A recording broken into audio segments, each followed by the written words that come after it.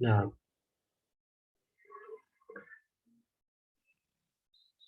إن الحمد لله نحمده ونستعينه ونستغفره ونعوذ بالله من شرور أنفسنا ومن سيئات أعمالنا من يهده الله فلا مضل له ومن يضلله فلا هادي له وأشهد أن لا إله إلا الله وحده لا شريك له وأشهد أن محمدا عبده ورسوله. يا أيها الذين آمنوا اتقوا الله حق تقاته ولا تموتن إلا وأنتم مسلمون. يا أيها الناس اتقوا ربكم الذي خلقكم من نفس واحدة وخلق منها زوجها وبث منهما رجالا كثيرا ونساء واتقوا الله الذي تساءلون به والأرحام إن الله كان عليكم رقيبا. يا أيها الذين آمنوا اتقوا الله وقولوا قولا سديدا يصلح لكم أعمالكم ويغفر لكم ذنوبكم ومن يطع الله ورسوله فقد فاز فوزا عظيما. أما بعد فإن خير الحديث كتاب الله وخير الهدي هدي محمد صلى الله عليه وسلم وشر الأمور محدثاتها وكل محدثة بدعة وكل بدعة ضلالة وكل ضلالة في النار. محترم بھائیو، سورہ یوسف کی تفسیر کا یہ سلسلہ آپ حضرات کی خدمت میں پیش کیا جا رہا ہے، اور آج آیت نمبر 21 اس آیت کی تفسیر انشاءاللہ آپ کی خدمت میں پیش کی جائے گی۔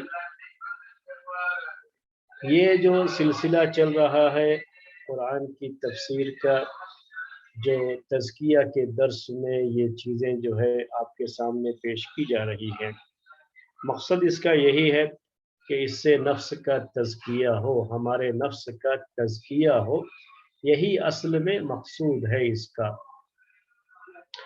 اور تزکیے کے لیے جہاں جہاں جو بنیادی چیزیں قرآن میں ذکر کی گئی ہیں ان کی طرف خاص طریقے سے اشارہ ہوتا ہے۔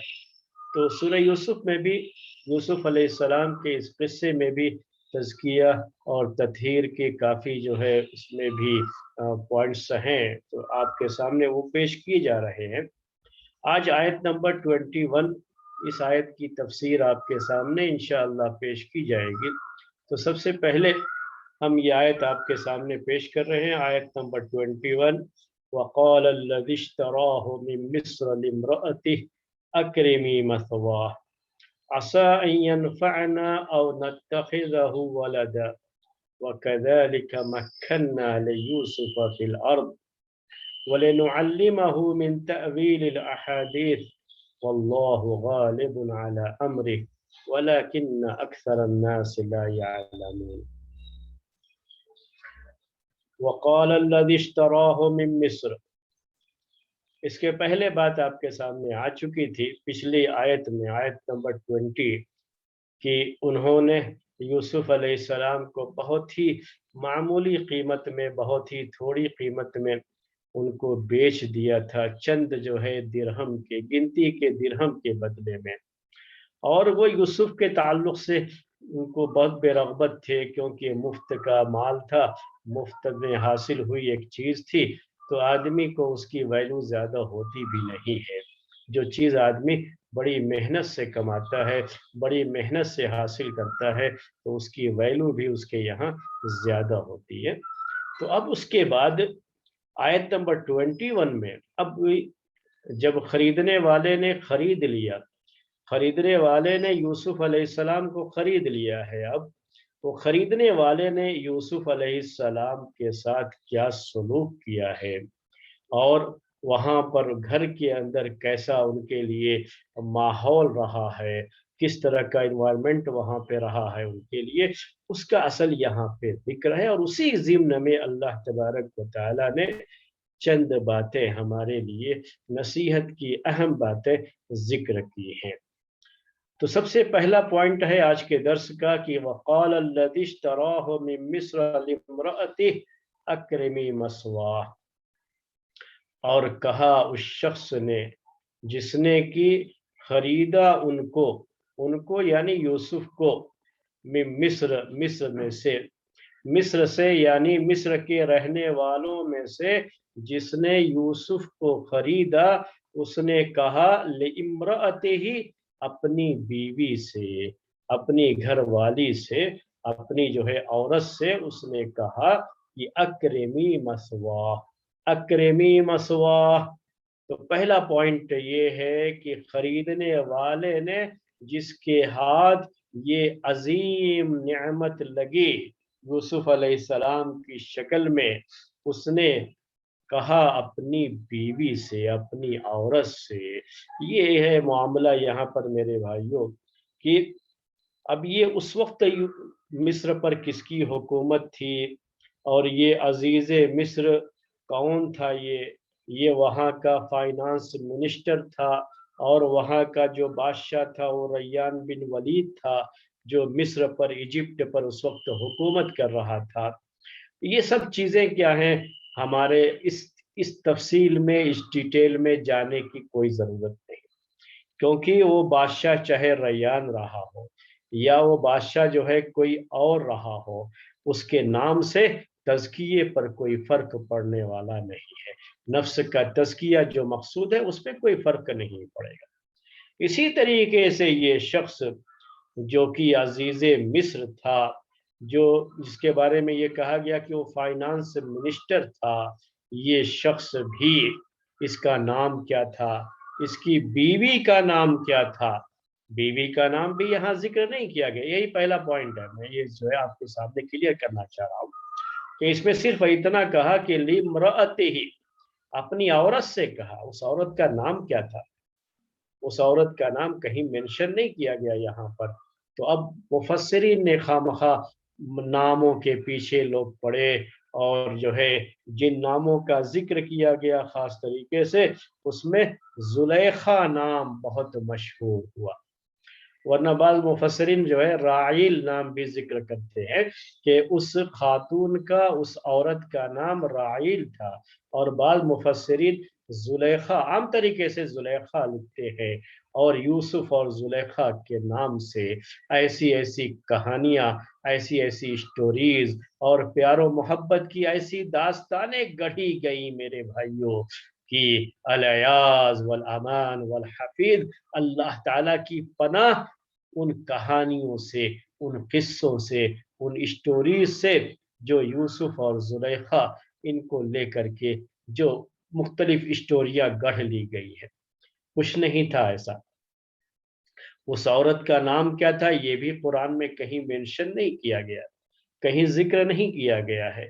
جتنا قرآن میں ذکر ہے وہ صرف اتنا ہی ہے کہ مصر میں جس شخص نے خریدا یوسف علیہ السلام کو، اس نے اپنی بیوی سے کہا، اور یہی اسی کو عزیز مصر کہا جاتا ہے۔ اور یہ شخص، اب اس کا نام چاہے جو بھی ہو، وہ شخص بہرحال یہ جو ہے فائنانس منسٹر، یعنی حکومت میں ایک بڑا عہدے دار تھا، ایک بڑا آدمی تھا، ایک بڑی حیثیت کا آدمی تھا۔ تو وہ صاحب حیثیت تھا، یہ تو پتہ چلتا ہے قرآن کی آیتوں سے۔ اور یہ بات یہاں پر ہے کہ اس نے اپنی بیوی سے کہا، تو یہ بیوی زلیخا تھی، اس کا نام زلیخا تھا۔ چونکہ قرآن میں کہیں یہ ذکر نہیں ہے تو ہمیں بھی اس کے بارے میں، اس کی تفصیل میں، اس کی ڈیٹیل میں نہیں جانا چاہیے، اور اس کے بارے میں کوئی بات بھی نہیں کرنی چاہیے۔ تفسیر کی کتابوں میں ہے، اس لیے میں یہ پوائنٹ آپ کے سامنے پیش کر رہا ہوں۔ اور لوگوں کی زبانوں پر بھی ہے، یعنی تعجب تو ہوتا ہے ان علماء پر جو نکاح پڑھاتے ہیں، تو نکاح پڑھاتے ہوئے بھی کیا کہتے ہیں کہ اللہ تعالیٰ تو یہ نوشہ اور جو ہے دلہن کو کے درمیان ایسے محبت ڈال دے جیسے یوسف اور زلیخا کے درمیان۔ یہ دعا کرتے ہیں، یوسف اور زلیخا میں محبت تھی نہیں تھی، کیا تھا؟ پہلے یہ تو پتا ہونا چاہیے، کیا یوسف علیہ السلام کے دل میں بھی محبت تھی؟ زلیخا نام تھا کیا اس عورت کا، جو عورت جس کے گھر میں یوسف علیہ السلام کو رہنے کے لیے جگہ ملی، اور جس کے شوہر نے یوسف علیہ السلام کو خریدا تھا، تو کیا اس کی عورت کا نام زلیخا تھا؟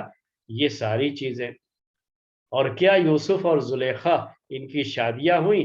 क्या जो है इनकी मोहब्बत थी आपस में। ये सारी बातें ऐसी हैं मेरे भाइयों कि जो इसके पीछे न पड़ा जाए तो बेहतर होता है। जो लोग ये चीजें जिक्र करते हैं, बड़ी मनगढ़ंत किस्म की रिवायतें हैं। बाज जो है रिवायतें इस तरह की भी मिलती हैं कि बाद में ये जुलेखा, इसने तौबा, नाम जुलेखा था, तौबा कर लिया था, और तौबा करने के बाद अजीज मिस्र के बाद जो है यूसुफ से इनकी शादी हो गई थी। तो ये सब चीजें, ये किस्से और कहानियां, ये हमारा मकसद नहीं है। ये कुरान के नाजिल करने का मकसद नहीं है। ये पर्पस नहीं था कुरान के नाजिल करने का। कुरान को इस मकसद के तहत नहीं नाजिल किया गया है कि लोगों के नाम और उनके काम के पीछे पड़ा जाए और वो स्टोरियां उस अंदाज से पेश की जाए। नहीं, यहाँ तो सिर्फ नसीहत के लिए है। तो नसीहत का जहाँ पहलू होता है उसी बात को कुरान में जिक्र किया जाता है। और यहाँ पर भी अब दूसरा पॉइंट देखिए, जो हमारे लिए तज़किये के दर्स के लिए और नसीहत के लिए अल्लाह तबारक व तआला की इस किताब से इबरत और सबक हासिल करने के लिए जो है, जो इसमें इबरत और नसीहत के पहलू हैं उसे जो है मालूम करने के लिए, उसे हासिल करने के लिए कहा, क्या कहा? अजीज मिस्र ने अपनी बीवी से, अपनी औरत से कहा, अक्रिमी मसवा, अक्रिमी मसवा, अक्रिमी मसवा, अक्रिमी मसवा। क्या कहा? अक्रिमी मसवा। अरबी में ये अल्फाज है, अक्रिमी मसवा। अक्रेमी, अक्रेमी अरबी जबान में अक्रमा युक्रिमु, उसी से ये फेले अम्र है। अक्रेमी मुअन्नस का सेगा है। अक्रेमी, अक्रेमी इज्जत दो। अक्रेमी का मतलब क्या है? इज्जत दो। अक्रेमी इज्जत दो, गिव रिस्पेक्ट। मसवाहो, मसवा कहते हैं ठिकाने को, कहीं किसी का जो ठिकाना बन जाता है, इसको अरबी जबान में मसवा कहा जाता है। जी, मसवा, मसवा ठहरने की जगह, हाँ, प्लेस ऑफ स्टे जो है, स्टेइंग, ये जो उसको कहा जाता है मसवा अरबी जबान में। इसीलिए दुआ देते हैं हम किसी को तो क्या कहते हैं दुआ देते हुए? वजअलल जन्नत मसवाका, जअलल जन्नत मसवाक, अल्लाह ताला तुम्हारा ठिकाना जन्नत बनाए। मसवा का मतलब ठिकाना, रहने की जगह। मरने के बाद तुम्हारे लिए रहने की जगह कौन सी बने? जन्नत बने। तो मसवा कहते हैं अरबी जबान में उसको। तो मसवा के अंदर ये माना है, मकाम का माना है ठहरने की जगह, रहने की जगह। तो ये कहा अक्रेमी मसवा हो। अजीज मिस्र ने अपनी बीवी से, अजीज मिस्र पहचान गया कि ये गुलाम, जिसे गुलाम की शक्ल में बेचा गया है और बहुत कम कीमत में बेचा गया है तो ये कम कीमत में, लेकिन है बहुत ही वैल्यूएबल, बड़ी कीमती चीज है और बड़ी अहम चीज है ये, इसकी बड़ी अहमियत है। उसको पहचान लिया अजीज मिस्र ने। तो अपनी बीवी से ये नहीं कहा कि लो ये गुलाम है, गुलामों जैसे इसके साथ बर्ताव करो, इसके साथ गुलामों जैसा बिहेव करो, ये एक नौकर है हमारे घर का, सर्वेंट है हमारे घर का, ये जो है सर्वेंट क्वार्टर में रहेगा और इसके साथ सर्वेंट्स जैसा बिहेव किया जाएगा। ये सब जो है नहीं कहा। क्या कहा? अक्रेमी मसवा हो, कहा इंतहाई इज्जत और एहतराम के साथ इसे रखो, पूरी इज्जत, पूरे रिस्पेक्ट के साथ इसे रखो। अक्रेमी मसवा। अब देखिए यूसुफ अलैहिस्सलाम, कहाँ एक तरफ ये हाल कि घर में भाइयों के हसद से परेशानियों का सामना था, भाइयों के जुल्म का शिकार बने, कुएं की जो है के अंधे कुएं में, कुएं की तारीकी में उन्हें डाला गया और किस तरीके से सस्ते दामों में उन्हें बेचा गया। कोई वैल्यू नहीं थी उनकी उस वक्त, उनकी वैल्यू को, उनकी कदर व कीमत को पहचान नहीं सके वो लोग। لیکن یہاں مصر کے بازار میں جب وہ بکے ہیں تو مصر کے بازار میں بکنے کے بعد جو شخص ان کو خریدا ہوا ہے اسے ان کی اہمیت کا اندازہ ہوا، وہ اندازہ ہوا کہ بہت ہی ویلیویبل چیز ہے یہ کوئی عام غلام نہیں ہے، یہ نوکروں جیسا ان کے ساتھ سلوک نہیں ہونا چاہیے، بڑا پیارا بچہ ہے، بڑی عزت کے ساتھ اسے رکھو۔ خاص طریقے سے کس سے کہا؟ اپنی بیوی سے کہا۔ 3 پوائنٹ ہیں اس میں، یاد رکھیے گا 3 پوائنٹ یہ نوٹ کر لیجئے اسی سینٹینس کے اکرمی مسوا۔ پہلا پوائنٹ کیا ہے کہ اس زمانے میں بھی لوگوں کا یہی تصور تھا کہ گھر کی جو ملکہ ہے، گھر کی جو کوئین ہے، گھر کی ملکہ ہے وہ عورت ہے، عورت گھر سے ہوتا ہے، عورت جو ہے گھر سے ہوتی ہے اور گھر کی رونق عورت سے ہوتی ہے، گھر کی ملکہ، گھر کی جو ہے کوئین، یہ کون ہے؟ عورت ہے۔ گھر کے معاملات کو کس کو دیکھنا ہوتا ہے، کس کو مینیج کرنا ہوتا ہے؟ عورت کو کرنا ہوتا ہے۔ یہ شوہر بیچارہ تو اپنی باہر کی ذمہ داریاں اٹھاتا ہے، اسی میں اس میں اتنا پریشان ہوتا ہے اور اسی میں اس کو اتنا ہیڈک ہوتا ہے، اور کہہ لیجئے کہ اس ذمہ داری کو اٹھاتے اٹھاتے اتنا پریشان ہوتا ہے، گھر کی پریشانیوں کو وہی دیکھنا شروع کرے تو پھر وہ ڈبل پریشانی ہو جائے گی دوست۔ تو اس زمانے میں یہ تھا، وہ آ کر کے اپنی بیوی سے کہہ رہا ہے یوسف علیہ السلام کو لا کر کے، یعنی ایسا نہیں بیوی نے بھی یہ نہیں کہا اس سے ارے بھائی یہ تو آپ لے کر کے آئے ہیں، آپ دیکھنا جو ہے آپ جو ہے جیسے رکھنا ہے آپ رکھیے گا، مجھ سے کیوں کہہ رہے ہیں؟ نہیں، وہ پتا ہے کہ گھر کا کام سنبھالنا کس کا ہے؟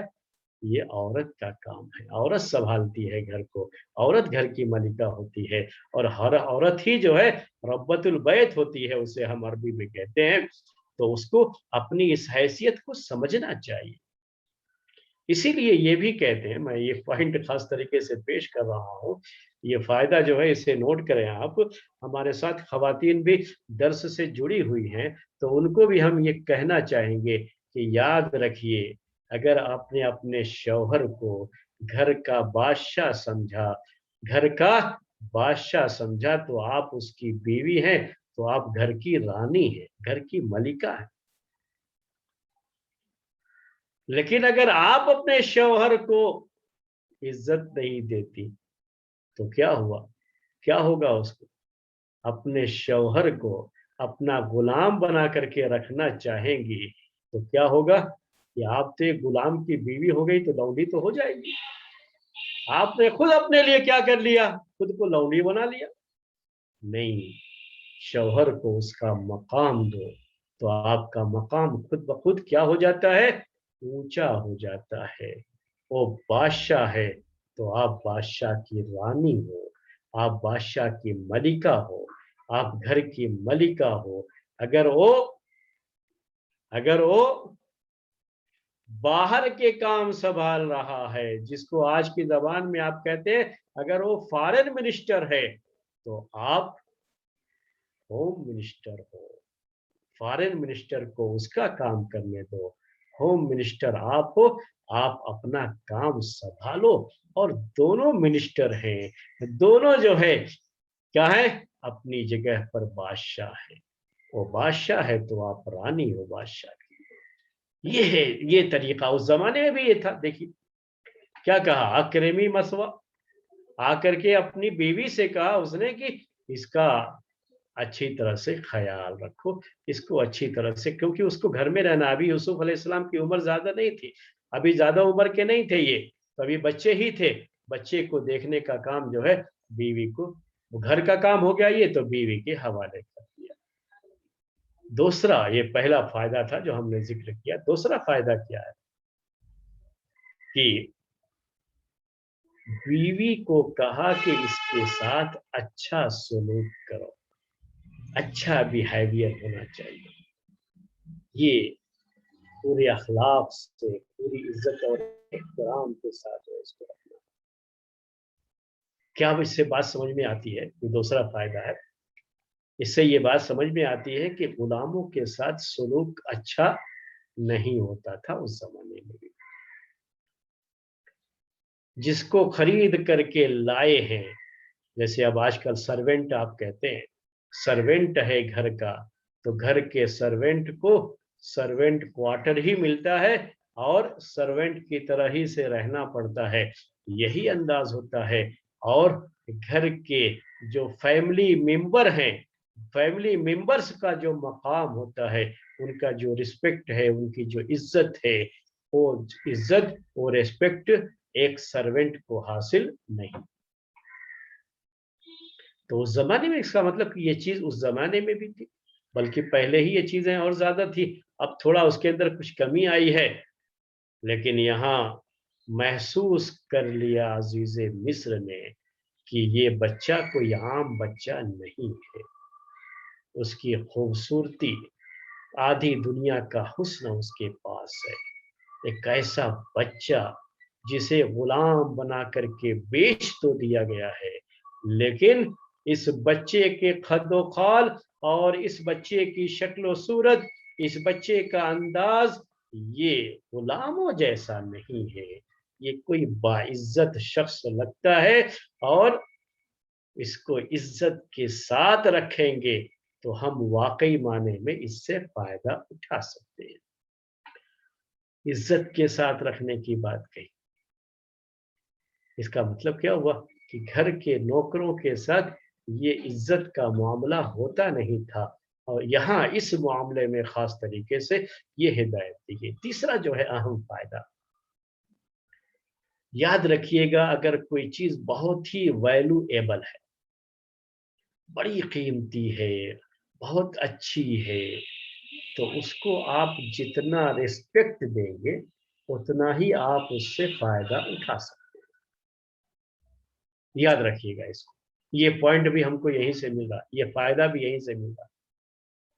क्यों कहा उसने अपनी बीवी से कि इसको रिस्पेक्ट देना, इसको इज्जत देना, इसके साथ अच्छा सलूक करना, अच्छा बर्ताव करना? डर था कि कहीं औरत ये इसके साथ बुरा सलूक न करे, कि गुलाम समझ करके गुलामों जैसा उसको ट्रीट ना करे, ये डर था। तो इसको खत्म करने के लिए क्या कहा मेरे भाइयों? इज्जत दो। क्यों इज्जत देने की बात कही?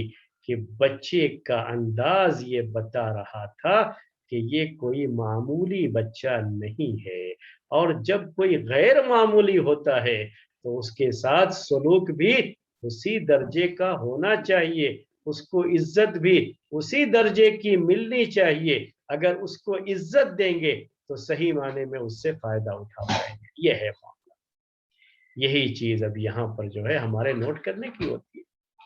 आपको लगे कोई बच्चा बहुत ही जो है अच्छा, बहुत ही होनहार, बहुत ही होशियार, बहुत ही इंटेलिजेंट है, तो वो वैल्यूएबल है, उसको पहचानो, और पहचान करके आम लोगों की तरह से ट्रीट करोगे तो वो इज्जत नहीं दोगे तो आपको उसका 100% बेनिफिट नहीं मिलने वाला है।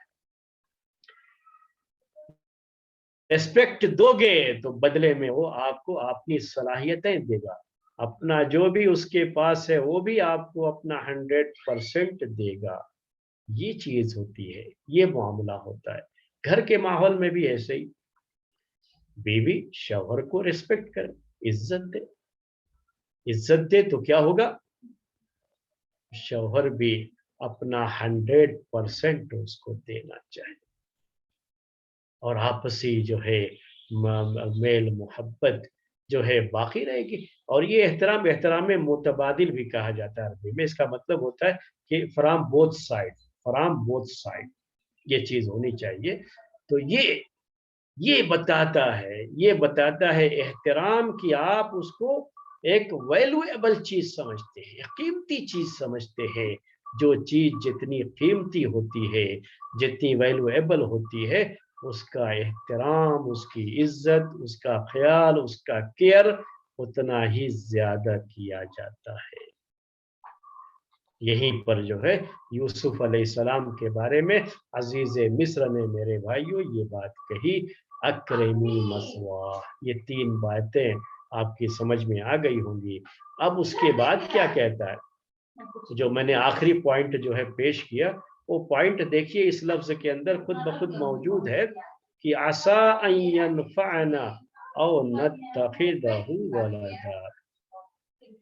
आसा अन यनफअना, आसा करीब है। अरबी जबान में ये आसा और कुछ अल्फाज हैं जो है जो किसी चीज के करीब होने के और इसी तरीके से जो है पुर उम्मीद होने के, जो है जिसकी कुछ उम्मीद सी होती है, उसके लिए ये अल्फाज इस्तेमाल किए जाते हैं। तो इसमें उम्मीद का पहलू होता है। उम्मीद जो है, होप जिसे आप कहते हैं। तो आपको इंग्लिश में कहना हो आई होप आसा अन यनफअना, उम्मीद है, मुझे उम्मीद है, मुमकिन है कि ये हमको फायदा पहुंचाए। अन यनफअना, कि ये हमको फायदा पहुंचाए, मुझे इसकी उम्मीद है। मैंने आपसे क्या कहा कि आप इज्जत दोगे तो वो आपको अपना 100% देगा, जिसका आपको फायदा हासिल होगा। और आप ये समझोगे कि ये मेरा मुलाजिम, 2 टीके का मुलाजिम, हाँ, हर महीने मैं इसके जो है मुंह पर इसकी सैलरी मारता हूँ और मेरी सैलरी पर ये पल बढ़ रहा है, और ये मेरे सामने मैं इसकी इज्जत करूं, मेरे सामने जो अकड़ता।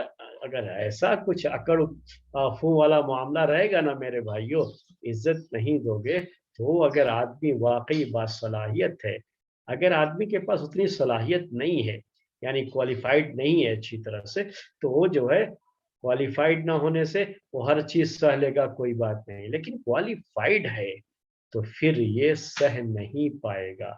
और क्या होगा, इज्जत आप नहीं देंगे तो रहेगा भी तो बुझे हुए दिल के साथ रहेगा, और अपना 100% हरगिज आपको नहीं देगा। अपनी पूरी सलाहियत, जिस सलाहियत से आप फायदा उठा सकते थे, आपको फायदा हो सकता था, वो सलाहियत वो आपको अपना 100% देगा नहीं, तो आपको फायदा, वो बेनिफिट आपको हासिल नहीं होगा। इसीलिए कहा कि इसके साथ इज्जत से पेश आना, इज्जत और एहतराम का बर्ताव करना, मुआमला करना बहुत मुमकिन है कि ये हमको फायदा पहुंचाए। उम्मीद है कि ये हमको फायदा पहुंचाएगा। We will get benefits from it, from this. तो हम इससे जो है फायदा हासिल कर सकते हैं। उस पहलू को सामने रखो, ये चीज थी। उसके बाद क्या कहा, और नत्तखिदहु वलदा, या ये कि हम इसको बच्चा बना लेंगे, और नत्तखिदहु वलदा, या हम इसको बेटा बना लेंगे। बेटा बना लेंगे, बच्चा ही है, अभी छोटा है, अभी पालेंगे इज्जत के साथ, तो ये हमारा आगे चल करके यही हमारा बेटा हो जाएगा।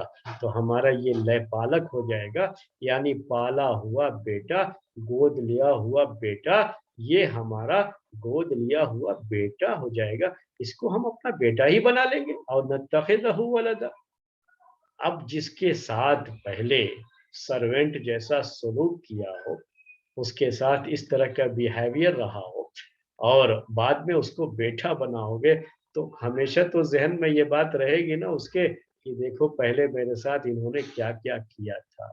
ये माजी की यादें, ये जो पास्ट जो गुजरा हुआ होता है, इंसान का अतीत जिसे कहा जाता है, तो इंसान का वो अतीत उसका पीछा नहीं छोड़ता है, वो तो हमेशा याद आता रहेगा उसको।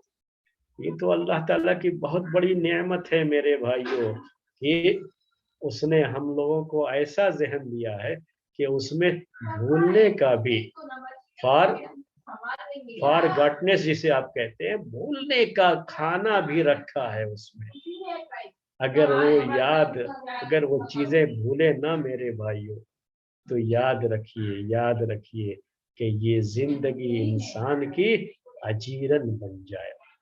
आज एक आदमी की मौत पर आंसू बहाते हैं, आंसू रुकने का नाम नहीं लेते। किसी की जुदाई पर रातों उठ उठ आंसू बहाते हैं, कब्र में ले जा करके उसको दफन करते हैं। एक चंद दिन तो याद रहती है, उसके बाद तो ये भी याद नहीं रहता है कि कब्र कौन सी है जहां दफन करके आए थे। आज आंसू बहा रहे होते हैं, कल ये हाल हो जाता है। ये नेमत किसने दे रखी है? अल्लाह ताला ने। ये कौन सी नेमत है? ये भूल जाने वाली नेमत। लेकिन कुछ चीजें ऐसी होती हैं पास्ट की, माजी की, जो इंसान भुला नहीं पाता है। उसमें से एक चीज क्या है? किसी के साथ अगर मिसबिहेवियर हुआ हो, अगर किसी के साथ बदसलूकी की गई है, अगर किसी की इज्जत से खेला गया है, तो वो जिसकी इज्जत को पामाल किया गया, वो कभी उसे भुला नहीं पाता है। ये है, बड़ी अहम चीज है, ये याद रखिएगा। आज के इस दर्स का ये अहम पॉइंट है। तो पहले ही क्या कह रहा है अजीज मिस्र अपनी बीवी से कि आप इसके साथ अच्छा सलूक करना, क्योंकि दो चीजें हैं। अगर अच्छा सलूक करेंगे, हम रिस्पेक्ट देंगे इसको, तो बदले में हमें भी रिस्पेक्ट मिलेगी, और सामने वाला, उसके पास जो भी क्वालिफिकेशन है, जो भी सलाहियत है, जो स्किल्स है उसके पास है, उससे हमको भरपूर फायदा पहुंचाएगा। और या ये कि बहुत अच्छा लड़का है तो इसको हम अपने घर का चिराग भी बना लेंगे। घर का चिराग तो समझते हैं ना, औलाद को क्या कहा जाता है? घर का चिराग है, घर का दिया है ये। हम इसको अपने घर का चिराग बना लेंगे, जिससे हमारे घर में रोशनी रहेगी। अब जिसको घर का चिराग बनाना हो, तो शुरू से ही उसके साथ इज्जत का मामला करेंगे, तभी ना ये भी बड़ा होकर के हमें इज्जत देगा, हमें भी इज्जत से रखेगा। वरना आज हमारा वक्त है, कल इसका वक्त आएगा, ये जवान होगा, ये अपनी जवानी की उम्र में होगा, हम बुढ़ापे की उम्र में होंगे, तो उस वक्त ये हमको रिस्पेक्ट नहीं देगा जैसे हमने बचपन में इसको रिस्पेक्ट नहीं दिया था। तो ये मामला है मेरे भाइयों, दुनिया का मामला यही है। आप तो इंग्लिश वाले लोग हैं, तो आप जानते हैं ना अच्छी तरह से कि गिव रिस्पेक्ट टेक रिस्पेक्ट, यही ना कहा जाता है। भाई इज्जत दो, इज्जत लो। आज जो इज्जत आप देंगे सामने वाले को, कल वही इज्जत वो क्या करेगा? आपको रिटर्न करेगा, वही लौटाएगा वो आपको। अगर आज आपने उसके साथ बदसलूकी किया है, मिसबिहेवियर आप जो है आपकी तरफ से हुआ, तो कल वही चीज आपको वो भी लौटाएगा। तो बेटा बनाना है, पहले से अगर जहन में ये चीज है, तो परवरिश करते हुए ही ये चीज होनी चाहिए। ये दूसरे के लड़के की परवरिश में ये बात कही गई यहाँ पर मेरे भाइयों, तो खुद अपनी औलाद की परवरिश में इसका कितना ख्याल करना चाहिए, इसका कितना लिहाज होना चाहिए, इसकी जो है क्या जो है इसका मकाम होना चाहिए। यही है हमारे दर्स का फायदा। यही हम आपको जो है खास तरीके से इस दर्स में, यही वो तज़किया है जिसकी तरफ हम जो है इस दर्स में खास तरीके से आपकी तवज्जो चाहते रहते हैं। यही चीजें सीखने की हैं इन किस्सों में। ये किस्से कहानियां तो मकसूद नहीं है ना, इन किस्सों में हमें यही तो सीखना होता है, यही तो मालूम करना होता है। ये कहा और नत्तखिज़हु वलदा, एक बच्चे को जिसको पालने का इरादा है अभी, उसके साथ कैसा हमारा सलूक होना चाहिए, उसके साथ गुलामों जैसा सलूक नहीं होना चाहिए। ऐसे ही मेरे भाइयों, घर के अंदर भी फैमिली, जो एक फैमिली है, जो है एक घर है, उसका हर हर जो है फर्द, उसका हर हर member, every member of family, हर जो है मेंबर को अपना जो अपनी जो इज्जत है, एहतराम है, वो उसको महसूस होना चाहिए कि मुझे घर में मेरी वो जगह मिल रही है। तो ये चीज उसको फायदा पहुंचाती है, और इसी चीज से घर के माहौल को सही रखने की जो है पूरी मदद मिलती है। अब उसके बाद ये तो बात हो गई यहाँ तक। अब ये अजीज़े मिस्र ने अपनी बीवी से क्या कहा खरीदने के बाद, वो मामला यहाँ तक खत्म हो गया। अब अल्लाह ताला का फरमान है हम सब से, जी, मक्के वालों से भी, ہمارے پیارے نبی صلی اللہ علیہ وسلم سے بھی اس زمانے میں اور قیامت تک جتنے بھی انسان آئیں گے سب کے لیے اللہ تعالیٰ کا یہ پیغام جو اس کے بعد اسی آیت میں ذکر کیا گیا وہ کیا ہے؟ وَكَذَلِكَ مَكَّنَّا لِيُوسُفَ فِي الْأَرْضِ وَكَذَلِكَ مَكَّنَّا لِيُوسُفَ فِي الْأَرْضِ وَكَذَلِكَ اور ایسے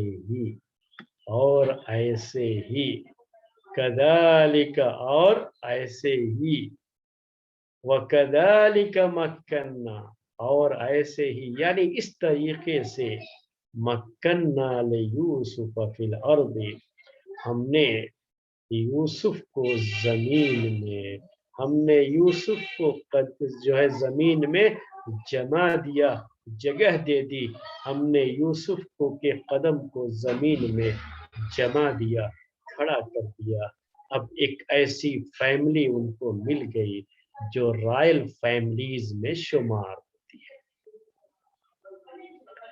اور اس فیملی میں ایک سرونٹ کی حیثیت سے نہیں بلکہ اس فیملی کے جو ممبرس ہیں ان کے ذہن میں یہ بات ہے کہ ہم اس کو عزت دیں گے کیونکہ ہماری اپنی کوئی اولاد نہیں ہے تو اسی کو ہم اپنا بیٹا ہی بنا لیں تو اس طرح کا ماحول اللہ تبارک و تعالی نے کس کو عنایت کیا؟ یوسف علیہ السلام اللہ تعالیٰ کا فرمان ہے ہم سب سے یوں سمجھو کہ اللہ تعالیٰ ہم سب سے یہ کہہ رہا ہے سوچو میرے بھائیوں سوچو میری بہنوں کہ یہ گویا کہ اللہ تعالیٰ ہم سب سے کہہ رہا ہے کہ دیکھو کیسے یوسف کو اس جو ہے تنگ اور تاریک کنویں سے جہاں ڈارکنیس نے اپنے قدم جما رکھے تھے اس کنویں کی اس تاریکی سے نکال کر کے مصر کے بازار میں جن کو غلام کی شکل میں بیچ دیا گیا ان سب سے نکال کر کے اب ایک ایسی جگہ پہنچا دیا ہے ہم نے جہاں پورے عزت اور پورے احترام کے ساتھ ان کی پرورش ہوگی ان کی گروتھ ہوگی ایک رائل فیملی میں ان کی نشو نما ہوگی یہ پلیں گے بڑھیں گے تو رائل فیملی میں کیا ہے یہ کیا چیز ہے یہ کیا فائدہ ہے اس کا یہ ہے پوائنٹ اب آپ سوچئے بیٹھ کر کے اس کے بارے میں کہ اللہ تبارک و تعالیٰ نے یوسف علیہ السلام کی پرورش کا جو انتظام کیا وہ کہاں کیا ہے میرے بھائی رائل فیملی یہاں سے وہ سیکھیں گے آداب یہاں سے وہ سیکھیں گے وہ انداز وہ گڑ جسے کہتے ہیں وہ اسکل کہہ لیجیے آج کی زبان کے لحاظ سے جو کسی جگہ کسی بھی حکومت کو چلانے کے لیے جو ایکسپیرینس ہوتے ہیں جو اسکلز چاہیے وہ یہاں سے وہ سیکھیں گے اور بادشاہوں کی آنکھوں میں آنکھیں ملا کر کے بات کر سکیں گے ورنہ ہوتا کیا ہے کہ آدمی جب بہت ہی لو کیٹیگری کی فیملی میں اس کا گروتھ ہوتا ہے پلتا ہے بڑھتا ہے تو بعض لوگوں کے یہاں کیا ہو جاتا ہے احساس کمتری رہتی ہے تو وہ ذرا بڑے لوگوں کے سامنے رائل فیملیز کے سامنے بات کرتے ہوئے ذرا ہچکچائیں گے کہ ہم ان کے اتنے بڑے لوگ ہیں اور ہم کیا حیثیت رکھتے ہیں ان کے مقابلے میں ہم ان سے کیسے بات کریں زبانیں لڑکھڑانے لگتی ہیں ہچکچاہٹ آ جاتی ہے بہت سی چیزیں آ جاتی ہیں وہ کانفیڈینس جو ہونا چاہیے وہ کانفیڈینس نہیں رہتا ہے بات کرنے میں کوئی بھی کام کرنے میں اس کے مقابلے میں جن کو بادشاہت سنبھالنی ہوتی ہے نا تو ان کو اسی طرح کی فیملی میں پلنا بڑھنا بھی پڑتا ہے اور ان کو اسی طرح کی چیزیں وہی کانفیڈینس ان کو آنا چاہیے اپنے کام تو یہ بڑا دو جو ہے خاص طریقے سے موسیٰ علیہ السلام اور یوسف علیہ السلام ان دونوں کے معاملے کو سامنے رکھے گا इत्तेफाक ये है कि दोनों का मामला मिस्र से ही जुड़ा हुआ है। मूसा अलैहिस्सलाम जो है फिरौन के दरबार में उनको दावत के लिए भेजना था। फिरौन के दरबार में जाएंगे, फिरौन कैसा शख्स है, जालिम और जाबिर, और उसके दरबार का अंदाज क्या रहा होगा वो भी आप जानते। अब वहां जाएंगे और अगर ये ऐसी फैमिली और ऐसी जगह पे पले बढ़े हैं कि पूरी कौम एहसासे कमतरी का शिकार थी, नाउमीदी का शिकार थी, ये पूरी बनी इसराइल की कौम गुलामी की जो जंजीरें उन पे पड़ी हुई थी और जिस तरीके से इनकी मेंटालिटी बन गई थी बिल्कुल गुलामी वाली मेंटालिटी, तो उस मेंटालिटी से निकल करके अचानक जो है फिरौन के सामने जाकर के दावत पेश करना हो तो वहां पे परेशानी हो सकती है। ये इंसान की नफ्सियात में बता रहा हूँ, साइकोलॉजी जो होती है इंसान की। अब वहां परेशानी हो सकती है। अल्लाह ताला ने पहले ही इंतजाम क्या कर दिया था मूसा अलैहिस्सलाम के बारे में कि मूसा अलैहिस्सलाम कहाँ पले बढ़े, खुद उसी फिरौन के दर जो है फिरौन के घर में पले बढ़े हैं। बचपन से ही उन्होंने वही माहौल देखा हुआ है, वो चीजें जो है देखी हुई है। वो किसी भी तरह की एहसास कमतरी या जो है अपना जो है कॉन्फिडेंस लूज कर दे दावत के वक्त में, दावत पेश करने के वक्त में, ये चीज नहीं होगी, क्योंकि उन्होंने वो बचपन से माहौल देखा है, वो पले बढ़े हैं उसमें, उनके सामने इसकी कोई हैसियत नहीं है। ऐसे ही यूसुफ अलैहिस्सलाम को आखिर में यूसुफ अलैहिस्सलाम भी क्या बनते हैं बाद में, यूसुफ अलैहिस्सलाम भी मिस्र के बादशाह बनते हैं, मिस्र के तख्त पर वो बैठते। तो आगे जो चीज होनी है परवरिश तो अभी से होनी चाहिए। तो रॉयल फैमिली में इस तरीके से अल्लाह तबारक व तआला ने ला करके यूसुफ अलैहिस्सलाम को एक ऐसी फैमिली में जो है अल्लाह तबारक व तआला की तौफीक, अल्लाह ताला की मदद से वो ऐसी फैमिली में आ गए जो रॉयल फैमिली है, और यहाँ से उसी अंदाज में उनकी परवरिश भी होगी, उसी इज्जत के साथ, उसी एहतराम के साथ उनकी परवरिश भी होगी, और पूरा जो है कॉन्फिडेंस उनको हासिल होगा कि एक रॉयल फैमिली के साथ कैसे बात की जाती है। वो अपना कॉन्फिडेंस लूज नहीं करेंगे जब उनके साथ बातचीत का मामला आएगा। आगे चल कर के बात आएगी कि किस तरीके से इनको जेल में डाला गया और जब जेल से निकलते हैं तो किस अंदाज से निकलते हैं और कैसे रॉयल फैमिली के साथ इनकी बातचीत होती है। ये आदमी कौन कर सकता है जिसने बचपन से ये चीजें जो है देखी और उसके सामने इसकी कोई अहमियत न रह गई हो। ये चंद बातें थी मेरे भाइयों और मेरी बहनों। अभी आयत मुकम्मल नहीं हुई, लेकिन थोड़ा सा हिस्सा हमने आयत की इस तफसीर का आपके सामने पेश कर दिया। बकिया इंशाअल्लाह अब एक हफ्ता आप इंतजार कीजिए, तो आइंदा हफ्ते इंशाअल्लाह वो भी आपके सामने पेश करेंगे। आज का ये दर्स यहाँ पर हम इसको विश्राम देते हैं, आराम देते हैं, यहाँ पर इसको खत्म करते हैं। अगले दर्स के लिए, आगे के लिए आप एक हफ्ते के बाद फिर हमसे इसी वक्त मिलिए, इसी दिन इंशाअल्लाह आपकी खिदमत में फिर हाजिर होंगे। इसी पर ये दर्स खत्म करते हैं। सुब्हानकल्लाहुम्मा व बिहम्दिका अशहदु अल्ला इलाहा इल्ला अंत अस्तगफिरुका व अतूबु इलैक।